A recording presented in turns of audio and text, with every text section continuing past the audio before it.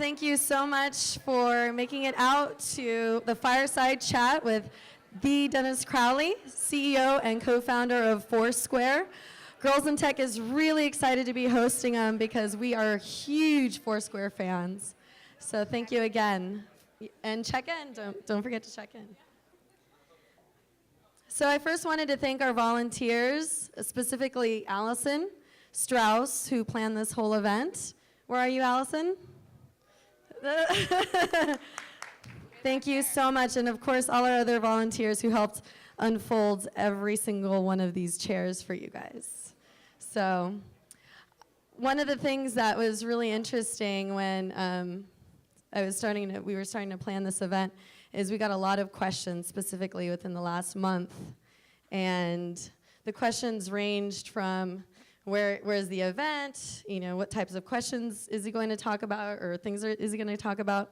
But the most popular question from men was, are boys allowed to come? So I think the memo was circulated, and I think there's an even ratio of men here, which is good. Yes. So I'd like to introduce our managing director of the San Francisco chapter, Laura Schlesinger. Here she is. So if you guys have any questions about how to get involved in Girls in Tech, volunteer, be a part of our corporate committee, please talk to Laura. She is a superstar. So I wanted to go ahead and introduce Liz Gaines, who is the moderator for our event tonight. She is not only a good friend of mine, but she is a seasoned reporter. She comes from Red Herring and GigaOM. Thank you for coming and filling the room. This is really cool. So how many of you are active Foursquare users? Thank you.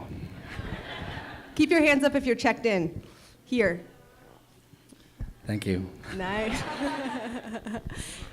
How many of you used to use Foursquare, but you're kind of over it right now? I will stab you. How many people think it's weird to share your location on the internet? We'll convince you. Well, so Dennis, this weekend you had a big party, right, for Foursquare Day? We did on Friday. Was there anything that went on in San Francisco for Foursquare Day? Did anyone go? Did anyone go to it? Okay, that's totally cool. Thank you. On Saturday, it's Saturday, right? Yeah, that was April 16th. Yeah, a bunch of users came up with the idea last year that April 16th, like 4/16 Foursquare, should be Foursquare Day, and they just kind of ran with it. And they wrote us like, hey, do you mind if we have a party in Florida for Foursquare Day? And I said, no, that's totally fine. And then they went and they organized something like 300 different parties around the world, which was totally mind-blowing to us. And then this year they did it again, except they had like 1,100 different parties. So it's kind of nuts just to see the user community really rally behind a lot of the stuff that we're doing, and to be as excited about what we're doing as the team that's actually building it. So what did you do for Foursquare Day? Oh, well, there was 3 parties in New York, and actually I took a nap and I slept through the first happy hour, but I know I felt awful about it. But then the second one, we went in, it was like too packed to even get in, and there was, someone made a cake with a Foursquare logo, and they had like one of those like a step and repeat with the sign with all the logos on it, with Foursquare, and there's people taking photos. It was just nuts. Like people were psyched. So you didn't have to do that yourself? You didn't plan it? No, we didn't do anything. Wow. Like, they planned it, and last year we threw a party in New York because we didn't know what else to do. So we're just like, oh, let's have this party, and we tried to rent out a space, and someone gave it to us for free. This year we took all the budget that we would have spent on having a party for ourselves, and we just divvied it up and sent it to all these user groups all over the world. And it was like, here's a bunch of T-shirts, a bunch of stickers, a bunch of pins, like do whatever you want. Thank you for being supportive, and they were psyched about it. It's awesome. And the other big thing that you did recently was a big relaunch of some of your apps, right? Yeah, we did. Who went to South by Southwest? Probably everyone in this room went to South. Did anyone not go to South by Southwest? Okay. Oh, really? Okay. That's more than I thought. Thank you for holding up your screen with the check-in thing. That was cool.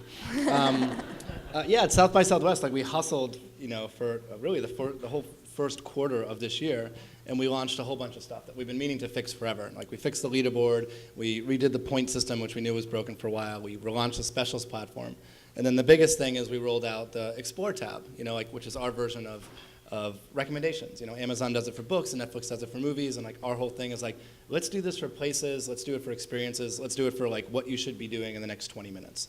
And it's taken us, you know, it took us almost 6 or 7 months to build that thing and get it just right. Yeah, And I it was surprised psyched- at how psyched to roll it nuanced out. it is, right? You can kind of tweak it in all sorts of directions. Like, I want to go to places where my friends have gone. I want to go to places where everyone have gone. It's good. Like we built in a lot of functionality considering it's just like a V1 version of the product, and it's super useful. There's there's 2 guys that are working on that team, which is crazy to think that 2 guys are like digging through all that data and making that stuff happen. But yeah, the V1.5, the V2 are in the works, so all that stuff is going to start getting a little bit tighter. But that's the direction that the product's supposed to be going in. The thing that was so exciting for us at South by Southwest was, you know, people have stereotyped Foursquare as like, oh, it's this cute little app, and you check in, you get points and badges. It's a game. It's a game built on check-ins, which is kind of true, right?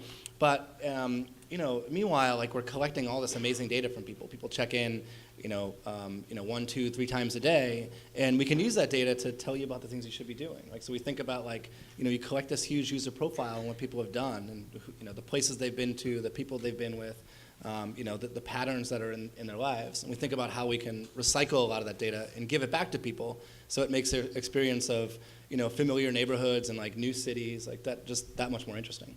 Can you tell us about some of the ways that people are using Foursquare now? Like, who is the average Foursquare user? How many friends do they have? How often do they share? Yeah, we're just starting to dig into a lot of this data. Like, we've got tons of data, and you know, all of last year was spent, or a big part of last year was spent just keeping the thing up and running, right? So, you know, remember Twitter went through all those problems? Like, you know, I don't think we're out of the weeds yet, but like we went through those types of problems this summer. And so the things that we should have been doing, like we just didn't get a chance to do. We just hired an analytics engineer, and this is some guy that's just like, hey, I will run numbers all day long, and I will find all the interesting patterns in the data. So we're starting to tease that stuff out. The average number of friends seems to be between like 5 and 8, which is great. It's so much lower than like the Facebook number, because that's kind of what we want. You know, Facebook is like everyone that you've ever made eye contact with in your entire life. And, you know, Foursquare is like the people that like you see at a bar and you don't avoid. And you're like, oh, hey, what's up? I want to talk to that person. And that's a really cool social graph to have. In terms of like other demographics, like it kind of falls where you think. It's like 24 to 27 or so. And we're starting to see like, you know, parents with kids adopt it, you know, as a way to, you know, find out, hey, where are the places that like new moms have been in Brooklyn, and like what's an interesting spot here? And we're seeing kids in college campuses adopt it too. So there's plenty of room for those numbers to kind of move around a little bit, and for us to go a little bit higher and a little lower on the demographic scale. So when users are in the product right now, what do you feel like is the interplay between the social incentives versus the deal incentives versus the game incentives? Yeah, it's interesting. I was just having a conversation with someone. We were hiding behind the pole over there, and I'm sorry, I totally forgot your name. But you know, I think you know we're talking about like all the different reasons that people use Foursquare, and I think like one of the best things about the product is you could do a focus group of like the 10 people in this row, and you know, you'd get 10 different answers. Like, oh, I use the tips to find out what I should order at a restaurant, or oh, I love collecting badges, or no, I use it for deals so I can get, you know, I like to collect deals and whatnot. I use it to find out where my friends are. I use it as a social bookmarking thing to remember the places I've traveled to. And you know, that drives our like marketing people nuts, because they're like, you gotta just figure out what the one thing is that makes the product work. I'm like, no, that thing that makes it work. Once you turn into a serious company, people get really aggressive about making you say what your mission is. Yeah, you're trying to figure out like what the messaging and everything is, but like the thing that makes it work is that it's like 100 different things to 100 different people. But And the experience is different like every night or every afternoon. Which of those is driving growth the most? Like when new users are signing on, is it because they see like the Amex promotion, or is it because their friends are already on it? To be honest, I'm not really sure, and we haven't been able to dig into that so much. Like you look at the, you look at the usage growth, or like the daily user numbers, and you see these big spikes, and sometimes they correspond to press or like a conference, or you know, maybe Bravo runs like a TV ad, or it shows up in a New York Times article. Like you don't really know what the spikes are all about, you know, but there's just a lot of attention around the stuff that we're doing.